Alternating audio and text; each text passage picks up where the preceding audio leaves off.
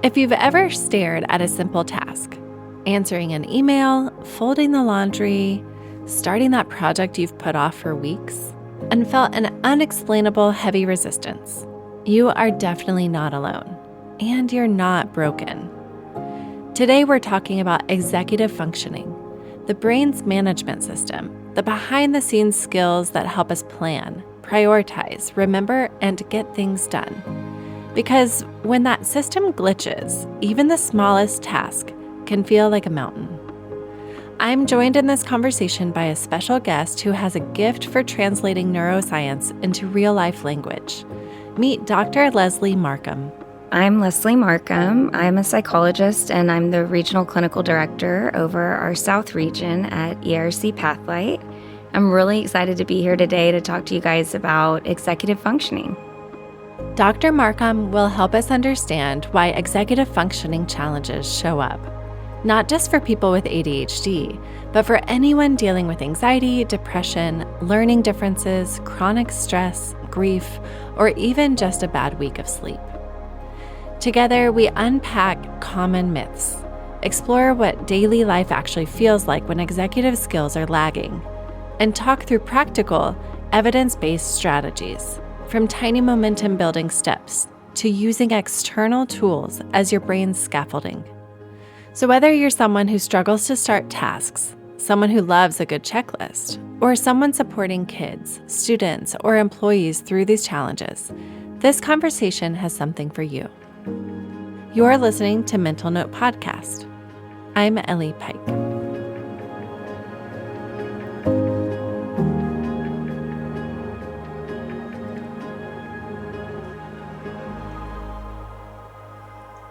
We're so happy to have you, and I have a lot of questions for you because executive functioning is a topic that I think maybe more people know about than I do, but it is really truly one that I would like to learn a lot more about. So let's go ahead and just jump in.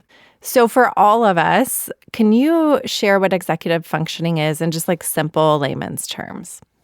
I like to think about our brains in terms of having an upstairs and a downstairs brain. And a lot of that comes from Daniel Siegel's work. And it's really helpful, I think, for us to think about it like that because our downstairs brain is really responsible for basic functioning that we don't have to tell ourselves to do, like blinking our eyes or taking a breath. It's also where our emotion centers are stored. But we have our upstairs brain, and a lot of our upstairs brain is where, when I'm thinking about executive functioning, I think about the upstairs brain because executive function is like the brain's management system. It's really a set of mental skills that we use to organize, to plan, to remember things, to manage time and control our impulses. So, if you think about your brain being like a company, our executive function would really be the CEO.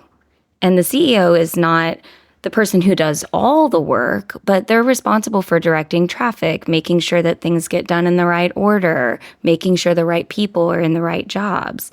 And so without a good CEO, the whole company can really feel chaotic. And without strong executive functioning, everyday life can sort of feel the same way. I can really appreciate thinking about it as the CEO and how much this can influence like prioritization and getting things done in a day. So maybe you could help out by giving us some like real life examples of how executive functioning might be at play, like at home or at school or a workplace. Yeah, sure. At home, it's remembering to take out the trash. It's remembering that our trash days are Tuesday and Thursday and planning ahead to take the trash out of the trash can, put it in the trash bin outside, making sure that you put the trash in front of your house or out in the alleyway. It's those planning steps to get things done. At school, it can be really about breaking a big, huge project down into more manageable steps and not procrastinating, starting early, doing a little bit at a time so that you're not panicked at the end with an assignment that's due the next day that you haven't even thought about starting. At the workplace, when I think about work, it's emails coming in, and you look in your inbox and you have 100 emails, and you have to sift through them and decide which one takes priority, which ones should I answer first. It's managing your day and showing up to meetings on time, or staying focused even when a task gets boring, but you know it has to be completed. Those are some things that I think about in terms of school, home, and workplace examples. You said the ability to stay focused even when something gets boring. And I think that that one is really interesting. So that tells me it's easier to go towards like novelty and newness and something exciting than something more boring. So for example, someone with like low executive functioning skills might find that putting away a dishwasher full of dishes is way more boring, even if it's necessary, than like opening a new package and putting together the new XYZ for the house, like these new shelves, right? So that is maybe a way that it might play out with like lack of prioritization, but also like this gravitation towards, well, novelty and newness because it's a lot more fun and also more easy, and probably like gives the brain a whole lot more dopamine shots than just unloading the dishwasher. Yeah, absolutely, because there's something enjoyable, about it versus more mundane things that have to get done. And people that struggle with more executive function challenges, if you will, they sometimes will struggle with getting those day-to-day tasks done. Partially because of what you just said. I mean, the mundane feeling about it and it not having that new feeling or that exciting feeling of a task that needs to get accomplished, but really it's an everyday life task that has to be done. So, who struggles with executive functioning? I know on this podcast we've talked some about folks with ADHD, and that is a characteristic of ADHD. Who else, or how does that play out? I'm actually really glad that you brought up this question, because I think a lot of people do think automatically, or maybe it's just my world, I'm a psychologist, but a lot of people go towards just, oh, yes, ADHD, that's an area where individuals struggle with executive functioning. And while it is, and it is a really well-known condition tied to executive function struggles or challenges, it's not the only one. People with anxiety or depression or brain injuries, learning differences, even people that are under times of high stress in their life can struggle with executive functioning. So honestly, anybody who's sleep deprived or overwhelmed can really notice dips in their executive function skills, even without a diagnosis. So more than just people who are diagnosed with ADHD or struggle with ADHD can struggle with executive functioning as well. Another word I might add to that list is someone who's in deep grief, Yes. right? Like, Yes. anytime I know that I've experienced that, I'm like, my brain can't really think about a grocery list and how to put together a recipe right now because I'm just trying to figure out how to like cope or survive, right? And that's similar in any stressful situation or even high anxiety. And so that is actually really beneficial for me to think about because while I don't struggle with ADHD and I would say I have pretty good executive functioning skills on a daily basis, there are times when I look back and I'm like, wait, I used to not. What was that about? And in college when I would procrastinate on my 25-page senior seminar paper until the last day, I may or may not have really done this. Like, why was I procrastinating until the last day on this piece? Was it because I couldn't put things in order or because I was so anxious about it and maybe not willing to accept that to slow down and break it into smaller pieces?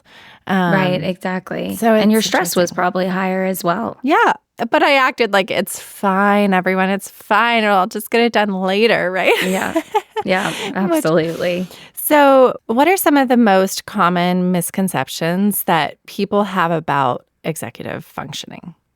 I think one of the biggest misconceptions that people have is that these individuals are lazy or unmotivated, and that's just simply not true. Most people want to succeed, but their brain wiring makes things like organization, time management, and follow through a bit harder for them. So it becomes more challenging. Another misconception is that these individuals just don't care. And in reality, many of them care very deeply. They're just stuck in this frustrating cycle of, I know what I need to do, but I cannot seem to make it happen. And that cycle keeps them frustrated. And also, they can get really frustrated by feeling misunderstood because of these misconceptions that are out there. I think about what you mentioned of someone who's dealing with depression and then now thinking about the cycle. And so I'm thinking about that person who's like, well, I know I need to clean my whole house. And then they're like, but I only have 30 minutes. Yeah. And then it feels overwhelming. Therefore, it's all gone to hell and I can't do it and I failed. And then it continues in this cycle, right? And it all depends also on that perception and the belief system. And if we were to like slow it down and really work on that executive functioning piece, if I was with this individual, I might say like, well, what can we do for 5 minutes? Right, exactly. And yes, we have to like readjust our expectations of what can actually get done, but we're not going to clean the whole house in 30 minutes, but what can we do 5 minutes at a time and still celebrate those small steps? And so those are some of the ways that I can like picture it in real life. Maybe you can also paint the picture in a little bit of some of the ways that we can like build skills around this. But first, I would love to just ask what a day might look like for somebody who struggles with executive functioning skills. Yeah, I mean, somebody struggling with executive functioning, it might start with them oversleeping, just them hitting the snooze button because they just weren't ready to get up and they're just delaying that. Then maybe they rush out the door and they realize that they left their laptop at home or they didn't grab a notebook that they needed. At work or at school, they might stare at a big task but not really quite know where to begin, so they procrastinate. Later, they get distracted halfway through folding laundry, and suddenly it's midnight, the clothes are still in the basket, and tomorrow feels overwhelming already for them. So by the end of the day, they're not just tired, they're mentally exhausted, they're mentally drained. And it's not for lack of effort, it's really because every little thing takes extra mental energy for them. I can appreciate what you said, that it's not for lack of effort. And then it's at the end of the day still kind of draining. And in the morning, when you're doing it again, it can feel really overwhelming. And then it can affect relationships because it's complicated, right? Like it affects other people when someone is late or forgot the things or forgot to schedule this thing or forgot that it was scheduled and missed an appointment, right? Like there's just certain things that will have that ripple effect. And so this is where I think it'll be really beneficial for us to talk through strategies and some coping skills. And these are not necessarily one size fits all. And every individual has to find out more about themselves and what really motivates them to make those like small steps towards systems or changes that might be beneficial. But what do we know in science that are like practical evidence-based strategies that people could use to actually strengthen this like frontal cortex, this executive functioning part of the brain? Yeah, I mean, earlier when you were talking about cleaning a whole house, and that can feel overwhelming. One of the best things that individuals who struggle with their executive functioning can do is break bigger tasks down into smaller, more manageable, concrete steps. So instead of clean the house, for example, it becomes, hey, let me start in the living room. Let me pick up all the shoes and everything on the floor. Or let me start in the kitchen and wipe down all the countertops. And it's just breaking down. Like if you think about cleaning your whole house, I mean, I have pretty stellar executive functioning, if I say so myself, but I can get overwhelmed by that. So imagine somebody that has challenges with that. That's a big task. So that idea of, okay, how can we break it down? How can it be more manageable? And that makes the task less overwhelming and gives the brain quick wins where it's like, okay, I did that. I accomplished that. Other evidence-based strategies that I think about might include things like checklists, practicing time blocking, having a chunk of time that you're going to maybe set a timer to accomplish or work on something. And then building routines is really important for these individuals because once a routine is built, decisions become more automatic. So think about brushing your teeth, for example. You don't debate when or how to do it. The It's a habit. It's something that you do. It's a part of the routine. So the more habits that you build, the less mental energy that you waste. So, when someone is overwhelmed, say by like a long to do list or the idea of cooking a meal or a messy room, like what's the very first small step they can take? Because I want to be really clear in this. Sometimes when we say let's make a small step, it still doesn't feel small. So, I Yeah. do want to be very sensitive with that word, and it's still the only word I can think of. I know. And you know what comes to mind for me is like even smaller, like start tiny. If the room looks like a disaster zone, pick one category. I'm going to gather all of the dishes in this room and put them away in the dishwasher, or set a timer for 5 minutes and commit to working only until it goes off. Usually, once somebody gets started on something, that momentum will carry you forward. And so the trick is really lowering the mental barrier so the first step feels more doable. Is executive functioning something that can really be developed in kids? Or is it something that you're just kind of given this genetic, like, well, that's just the way your brain is? Or is it something that if you like grow it and practice it as a child, you'll have stronger executive functioning when you're older? I think that it's not an easy answer because I think it's a little bit of both. I mean, there's been tons of studies on the brain and different diagnoses, and ADHD is one that comes to mind, right, because of the executive functioning tie there. And they do think differently, right? And their brains are used differently. It oftentimes makes me think of kids in school and how sometimes, the way that school is designed, can be very rigid unless there's an IEP in place or, a 504 plan.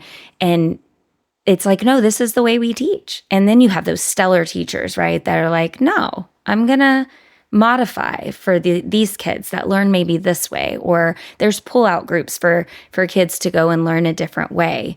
So are there strategies that individuals can start to work on, and the younger that they start working on that will set them up to be adults that can function a little bit better despite the way that their brain is working and operating? Yes. But is that neurotypical brain and neurodivergent brain the same? No. I think that really helps. And it's really interesting that you talk about it's like practicing skills and using different tools, right? And different approaches. And so, what are some of the tools that someone with executive functioning deficits might just find beneficial to them? When I think about tools, really, those tools can act like an external brain for them. So, having a planner, having a calendar that they go off of, because for me, for example, I have a pretty photographic memory. I can think about my calendar and I can sit here and visualize it and tell you exactly my kids' events tonight, tomorrow night, next week. I know we have a family dinner. Would somebody that struggles with executive functioning be able to do that? Maybe, but likely not. Likely they're going to live by their calendar, right? And so having that planner, having that calendar means that they don't have to rely on their memory. Another tool could be timers. Timers can help to keep you on track, whether, it's 25 minutes of work and then resting for 5 minutes, or just a reminder that, hey, I need to switch tasks now. I've been working on that task for too long. I have another priority that I need to switch over to. Timers can be really helpful in that. We're in a digital world, right? We're in a world that's filled with technology. There are a ton of different apps that can automate with reminders and remind you of your routine, making life a little bit more predictable. If you think about how that could work, if you imagine like a class, I was talking about school earlier. Imagine a teacher who starts class every single day with the same warm-up activity. Students know what to expect, and their brains can focus on learning instead of adjusting, like, hey, what's this teacher doing? Or what is this activity? It just becomes a routine for them. So those types of tools, planners, calendars, timers, different apps to help people get organized, having routines written out and following them, those are the things that can really help those that struggle with executive functioning. One of the things that someone told me recently is there's some apps out there for executive functioning where you put in this, like, I need to clean my house and make dinner tonight, but somehow I need to also pick up my kids and take them here and then do this errand. And the app will help actually break it down into smaller steps and order it so that the individual can then not have to try to prioritize it themselves, but actually roll with that. Yeah. I like to think of myself as somebody's like personal app at times where I'm like, do you want to talk it through? It's like fun for me to order the things. Me too. I love I'm that. like, okay, it's like a puzzle, right? But not everyone finds the puzzle fun, and that is totally okay.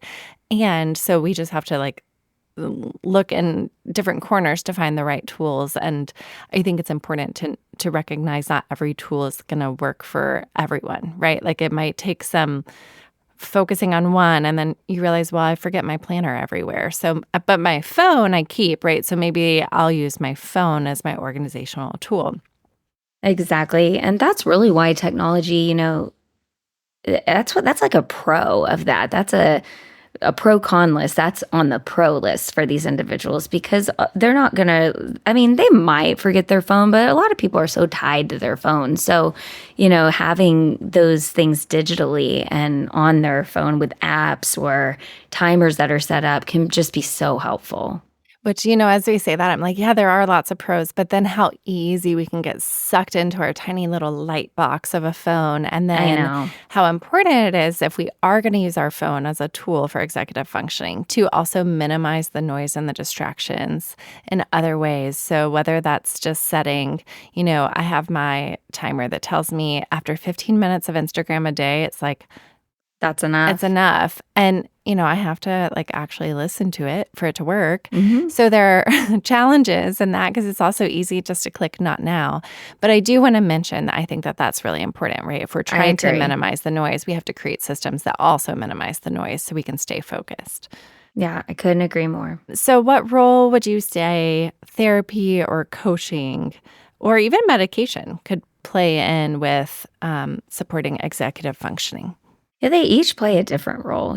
Therapy can be really helpful. And I know I'm biased, I'm a psychologist, but I do think therapy can be helpful with underlying issues such as anxiety or depression or self esteem that often make executive functioning harder.